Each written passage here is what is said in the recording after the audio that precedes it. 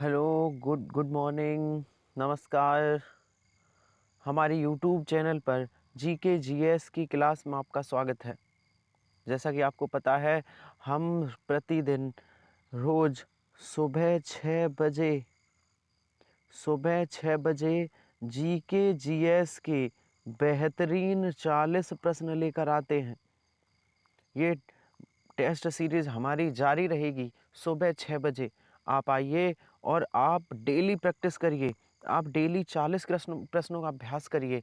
कुछ दिनों बाद आपको महसूस होगा कि आपने आपने जीके के स्तर में कुछ वृद्धि की है। आप प्रत्येक दिन अभ्यास कर सकते हैं जीके जीएस के बेहतरीन 40 प्रश्नों का। तो आइए स्टार्ट करते हैं आज का मॉडल पेपर। आज का मॉडल पेपर का पहला प्रश्न है, क्या है पहला प्रश्न? पहला प्रश्न है, टंगस्टन का उत्पादन भारत के किस राज्य में होता है?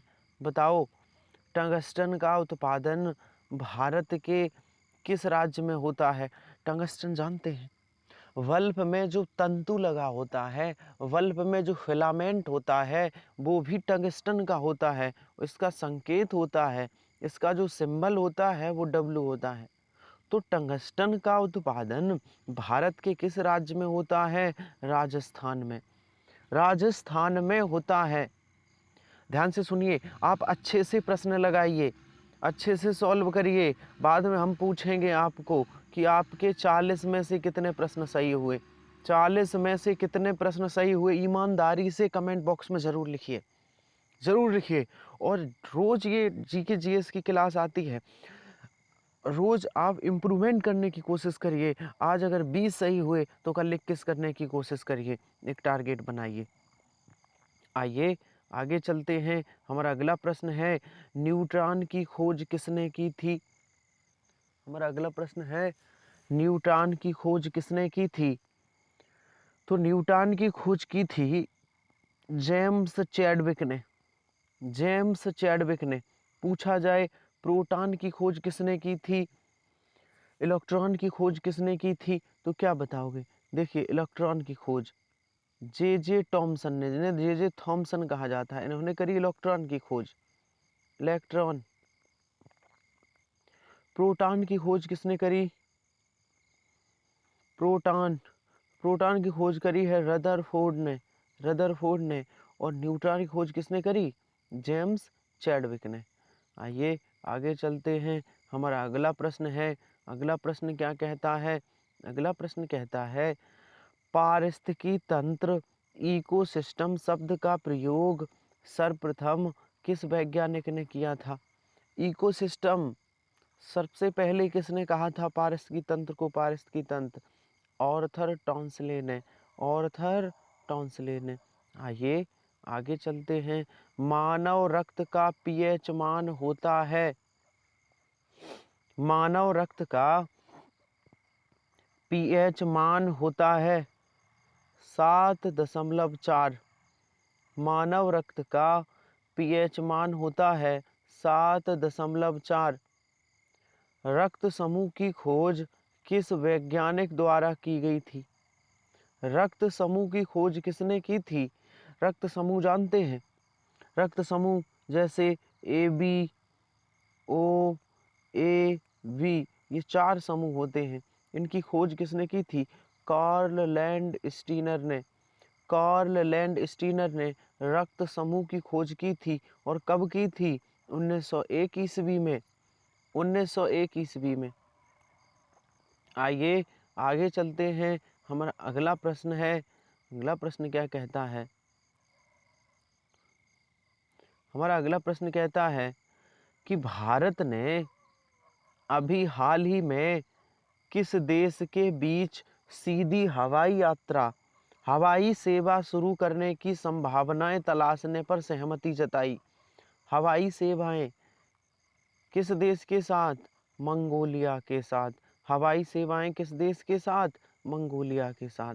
आइए, वाफ्टा अवार्ड समारोह 2019 का आयोजन किस शहर में होगा? होगा नहीं, किस शहर में किया गया? किस शहर में किया गया? तो ये लंदन में वाफ्टा अवार्ड समारोह लंदन में किया गया। आइए आगे चलते हैं। हमारा अगला प्रश्न है, अगला प्रश्न क्या कहता है? हमारा अगला प्रश्न कहता है हाउसिंग एंड शहरी विकास निगम हुडको कहते हैं कि 48वें फाउंडेशन का उद्घाटन कब हुआ? 48वें फाउंडेशन का उद्घाटन कब हुआ? 25 मार्च 2018 को हुआ था। 25 मार्च 2018 को। आइए आगे चलते हैं। हमारा अगला प्रश्न है, हमारा अगला प्रश्न क्या कहता है?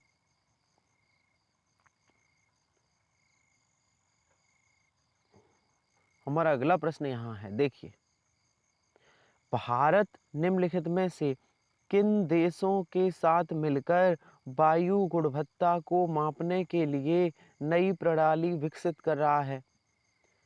तो भारत किसके साथ कर रहा है वायु गुणवत्ता मापेगा? भारत किन दो देशों के साथ समझौता किया है?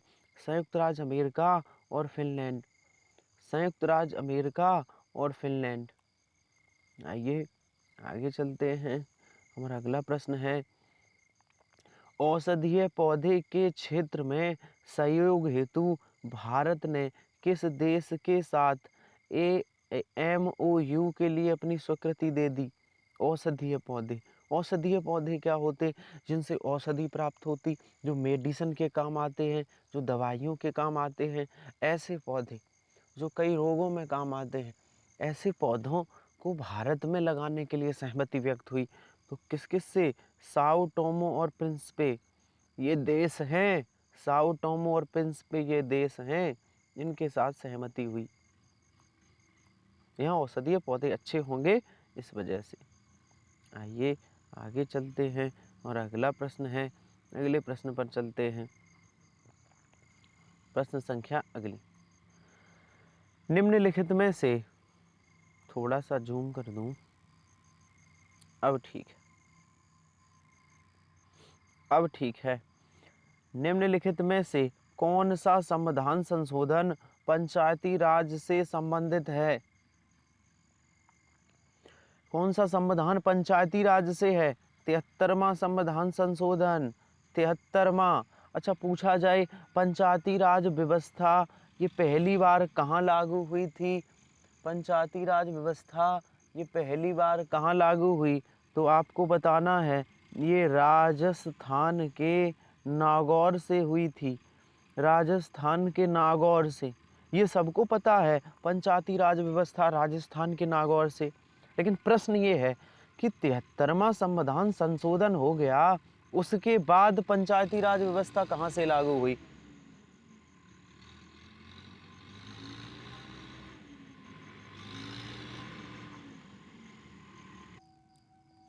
आइए हम लोग आगे प्रश्न सॉल्व करते हैं। क्या प्रश्न था कि राजस्थान नागौर में प्रश्न पूछा जाए, 73वां संविधान संशोधन के बाद पंचायती राज व्यवस्था भारत के किस राज्य में की गई? तो केरल में। जब संशोधन हो गया उसके बाद पंचायती राज व्यवस्था भारत के केरल में की गई, भारत के केरल में। आइए अगले प्रश्न पर चलते हैं। हमारा अगला प्रश्न है, अगला प्रश्न क्या है? ध्यान से सुनिए। हमारा अगला प्रश्न है, लोकसभा में निर्णायक मत कौन देता है? यदि लोकसभा में मत बराबर हो जाएं तो निर्णायक मत कौन देगा? लोकसभा में निर्णायक मत कौन देता है? मत बराबर की स्थिति में लोकसभा में निर्णायक मत लोकसभा अध्यक्ष देगा। लोकसभा अध्यक्ष। अतिचालकता की खोज कब हुई थी? अतिचालकता क्या है? अतिचालकता के बारे में समझ लो। अतिचालकता की खोज कब हुई? वे धातुएं, अतिचालकता वे धातुएं होती हैं जिनमें करंट फ्लो कर दो, जिनमें करंट लगा दो और फिर हटा लो तो करंट काफ़ी देर तक बना रहता है। करंट काफ़ी देर तक बना रहता है। ऐसी धातुओं को अतिचालकता वाली धातुएं कहते हैं। ये लगभग 20 होती हैं, जैसे पारा, रांगा, सीसा, ये अति चालकता वाली धातुएं हैं। इनकी खोज कब हुई? 1911 ईस्वी में। 1911 ईस्वी में। आइए आगे चलते हैं। हमारा अगला प्रश्न है, हमारा अगला प्रश्न क्या कहता है? निकट दृष्टि दोष के उपचार के लिए, निकट दृष्टि दोष अगर किसी व्यक्ति को है तो उसके उपचार के लिए किस लेंस का प्रयोग किया जाता है? तो निकट दृष्टि को उपचार के लिए अवतल लेंस, अवतल लेंस का प्रयोग। निकट दृष्टि दोष होगा तो व्यक्ति को निकट की वस्तुएं दिखाई देंगी, पास की दिखाई देंगी, दूर की नहीं दिखाई देंगी। इसका निवारण के लिए अवतल लेंस का प्रयोग किया जाता है। आगे चलते हैं। डूरंड कप किससे संबंधित है? डूरंड कप ये किससे संबंधित है? तो डूरंड कप फुटबॉल से संबंधित है। फुटबॉल से संबंधित ये ट्रॉफी है, डूरंड कप। आगे बढ़ते हैं। हमारा अगला प्रश्न है, बिहू, बिहू किस राज्य का नृत्य है? बहुत इंपॉर्टेंट प्रश्न है। बिहू किस राज्य का नृत्य है? असम का। बिहू किस राज्य का नृत्य है? असम का। आइए आगे चलते हैं। हमारा अगला प्रश्न है, हमारा अगला प्रश्न क्या कहता है? बताओ, निम्नलिखित में से कौन सीमांत गांधी के रूप में प्रसिद्ध हैं? सीमांत गांधी किसे कहा जाता है? सीमांत गांधी कहा जाता है अब्दुल गफ्फार खान को। सीमांत गांधी अब्दुल गफ्फार खान को। नेताजी किसे कहा जाता है? सुभाष चंद्र बोस को नेताजी कहा जाता है। और लौह पुरुष किसे कहा जाता है? सरदार वल्लभ भाई पटेल को लौह पुरुष, आयरन मैन। महात्मा गांधी को राष्ट्रीय पिता कहा जाता है। राष्ट्रीय पिता थे हमारे Mahatma Gandhi. One man army भी इनको कहा जाता है। इनकी कई उपाधियां हैं। आगे चलते हैं। हमारा अगला प्रश्न है, अगला प्रश्न क्या कहता है? बताइए, चौरी चौरा की घटना निम्नलिखित में से किस वर्ष हुई थी? चौरी चौरा की घटना कब हुई थी? 1922 में। 1922 में उत्तर प्रदेश के गोरखपुर में। आइए आगे बढ़ते हैं। और अगला प्रश्न है, अगला प्रश्न क्या कहता है? एक मिनट, हम पीडीएफ को थोड़ा सही कर दें, उसके बाद चलते हैं। अच्छा ठीक है, यहाँ है पीडीएफ। व्यू, आगे चलते, यहाँ थे हम लोग। तो चौरा चौरी की घटना 1922 में हुई थी। ठीक है। आगे बढ़ते हैं। नेक्स्ट क्वेश्चन है हमारा, grand old man of India किसे कहा जाता है? Grand old man of India किसे कहा जाता है? तो ये कहा जाता है दादा भाई नौरोजी। दादा भाई नौरोजी ये वही व्यक्ति हैं, कौन? जिन्होंने जिन्होंने पहली बार जिन्होंने पहली बार आय का आकलन किया था।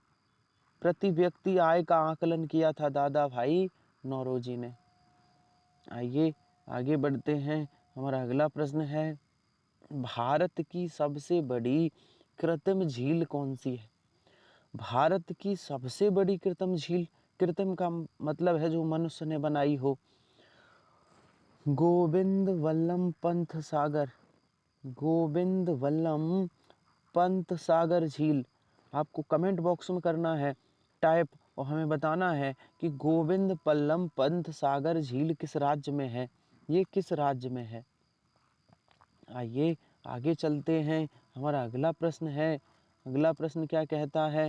हमारा अगला प्रश्न कहता है कि कृष्ण क्रांति किससे संबंधित है? आपको क्रांति ध्यान रखनी है, क्रांतियों से प्रश्न पूछे जाते हैं। कृष्ण क्रांति किससे संबंधित है? बायोडीजल उत्पादन से। बायोडीजल क्या होता है? बायोडीजल जैसे वनस्पतियों के तेल से, अवशिष्ट पदार्थों से, जो बेकार की चीज़ें हैं उनके अवशिष्ट होते हैं जो पृथ्वी में मिल जाते हैं, उनसे बायोडीजल बनता है। ठीक है। अगर प्रश्न पूछा जाए झींगा मछली उत्पादन, तो गुलाबी क्रांति को झींगा मछली उत्पादन कहते हैं, गिरे क्रांति को उर्वरक उत्पादन कहते हैं, नीली क्रांति को मत्स्य उत्पादन कहते हैं। मत्स्य उत्पादन। आइए आगे चलते हैं। हमारा अगला प्रश्न है, अगला प्रश्न बताइए भारतीय लघु उद्योग विकास बैंक सिडबी का मुख्यालय कहाँ है? सिडबी का मुख्यालय कहाँ है? लखनऊ में है। सिडबी का मुख्यालय कहाँ है? लखनऊ में। आइए आगे चलते हैं। हमारा अगला प्रश्न है, अगला प्रश्न क्या कहता है? अगला प्रश्न कहता है कि भारत में डीजल इंजन बनाने वाला पहला कारखाना किस राज्य में खोला गया था? डीजल इंजन बनाने वाला पहला कारखाना ये खोला गया था सतारा महाराष्ट्र, सतारा महाराष्ट्र में। ध्यान रखिएगा, डीजल बनाने वाला पहला कारखाना सतारा महाराष्ट्र में। आइए हमारा अगला प्रश्न है, HTML का पूर्ण रूप क्या है? HTML का पूर्ण रूप क्या है? इसका पूर्ण रूप है hyper text markup language. Answer सही होगा बी। आइए आगे चलते हैं। हमारा अगला प्रश्न है, हमारा अगला प्रश्न क्या कहता है? वर्ल्ड वाइड वेब के आविष्कारक कौन है? वर्ल्ड वाइड वेब, देखिए WW कभी कभी फुल फॉर्म भी पूछ लेता है, याद रखना है इसका है world wide web. World wide web, इसके आविष्कारक हैं टिम बर्नर्स-ली। आगे चलते हैं। क्विक सिल्वर किसे कहते हैं? क्विक सिल्वर क्विक सिल्वर किसे कहते हैं? पारा को कहते हैं। ये क्विक सिल्वर है, पारा को क्विक सिल्वर कहते हैं। आइए आगे चलते हैं। हमारा अगला प्रश्न है, बताइए विश्व प्रेस स्वतंत्रता सूचकांक 2018 में भारत की रैंक क्या है? 2018 नहीं, अब आप पता रखो 2022। 2022 में विश्व प्रेस स्वतंत्रता में भारत की रैंक क्या है? तो आप याद रखना 150 है 2022 में भारत की विश्व प्रेस स्वतंत्रता सूचकांक में रैंक 150, याद रखना। आगे बढ़ते हैं। हमारा अगला प्रश्न है, प्रधानमंत्री श्री नरेंद्र मोदी जी ने 25 अप्रैल 2018 को उत्तर प्रदेश के किस पूर्व मुख्यमंत्री पर एक स्मारक डाक टिकट जारी किया है? डाक टिकट जारी कर दिया मोदी जी ने। कौन से उत्तर प्रदेश के पूर्व मुख्यमंत्री थे? तो इनका नाम था श्री हेमंत नंदन बहुगुणा, श्री हेमंत नंदन बहुगुणा। आगे बढ़ते हैं। हमारा अगला प्रश्न है, तटीय सुरक्षा अभ्यास सागर कवच किस राज्य के तट पर आयोजित किया गया? सागर कवच किस राज्य के तट पर आयोजित हुआ? तो ये हुआ था केरल राज्य के तट पर। ये केरल राज्य के तट पर आयोजित हुआ। आइए अगला प्रश्न बताइए, हरिमऊ शक्ति 2018 संयुक्त सैन्य अभ्यास किन दो देशों के बीच हुआ? हरमऊ शक्ति किन दो देशों के मध्य हुआ? तो किन दो देशों के मध्य हुआ था? ये भारत और चीन के मध्य, भारत और चीन के मध्य। आगे चलते हैं। हमारा अगला प्रश्न है, इसमें सब मिक्सअप प्रश्न होंगे, इसमें करंट से रिलेटेड भी होंगे, इसमें जीके के भी प्रश्न होंगे, इसमें इतिहास के भी होंगे, संविधान के भी होंगे, अर्थशास्त्र के भी होंगे, साइंस के भी प्रश्न होंगे, सब मिक्स प्रश्न होंगे। आप अभ्यास करते रहिए। निम्नलिखित में से किस महिला ने मार्था फेरेल अवार्ड जीता है? मार्था फेरेल अवार्ड किसने जीता है? नाडिया सफ़ी ने मार्था फेरेल अवार्ड जीता है। आइए आगे चलते हैं। हमारा अगला प्रश्न है, हमारा अगला प्रश्न क्या कहता है? वन धन योजना, जन धन नहीं, वन धन योजना कब से शुरू की गई? 14 अप्रैल 2018 से। 14 अप्रैल 2018 से ये हमारी योजना आरंभ की गई। आइए अगले प्रश्न पर चलते हैं। अनौपचारिक, एक मिनट मैं देख लूं, 79 पर थे हम लोग, ठीक है।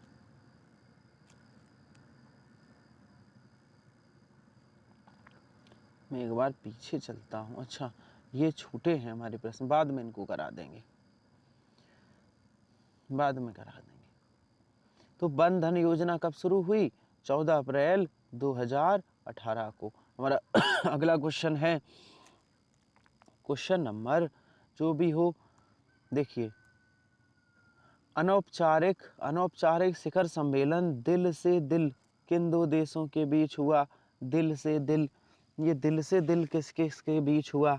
ये दिल से दिल भारत और चीन, ये भी भारत और चीन के मध्य हुआ, भारत और चीन के मध्य। दिल से दिल। हमारे कुछ प्रश्न छूटे हैं, इनको कर लेते हैं, पीछे रह गए थे पीडीएफ में, इनको देख लेते हैं। ये देखो, ये प्रश्न है, बेहतरीन प्रश्न है, करंट से रिलेटेड आपको जानकारी मिलेगी। राष्ट्रीय बौद्धिक संपदा 2018 किससे संबंधित है?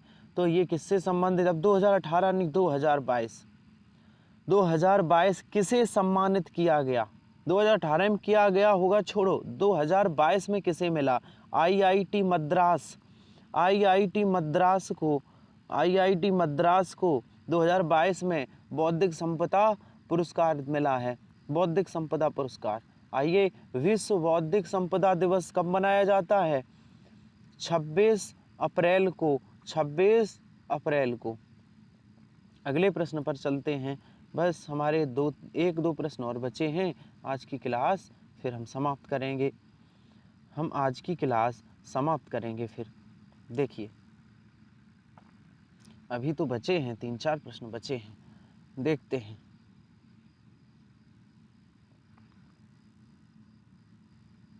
आइए आगे चलते हैं और अगला प्रश्न है, हॉर्न सिल्वर किसे कहा जाता है? हॉर्न सिल्वर किसे कहा जाता है? बताइए जल्दी से। हॉर्न सिल्वर क्लोराइड को कहा जाता है, सिल्वर क्लोराइड, हॉर्न सिल्वर।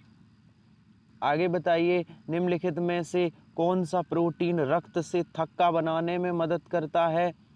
रक्त से थक्का कौन बनाता है? फाइब्रोनोजन रक्त से थक्का जमाता है। आइए आगे चलते हैं और अगला प्रश्न है, रक्त परिसंचरण की खोज किसने की थी? रक्त परिसंचरण, देखिए, रक्त समूह अलग बात है, रक्त समूह की थी कार्लैंड, उन्होंने की थी, किन्होंने? कार्लैंड स्टीनर ने की थी रक्त समूह की, और रक्त परिसंचरण की थी विलियम हार्वे ने। इन्होंने बताया था कि बॉडी में रक्त घूमता कैसे है, इन्होंने बताया था। आगे चलते हैं, हमारा अगला प्रश्न है, विटामिन का आविष्कार किसने किया था? हमारा अगला प्रश्न है, मैं इनको मिटा दूं एक बार ताकि आपको क्लियर समझ आए। बताइए, विटामिन का आविष्कार किसने किया था, या पूछा जाए विटामिन की खोज किसने की थी, क्या आप बता सकते हैं? तो विटामिन की खोज किसने की थी? विटामिन की खोज फंक ने की थी। विटामिन की खोज किसने की थी? फंक ने।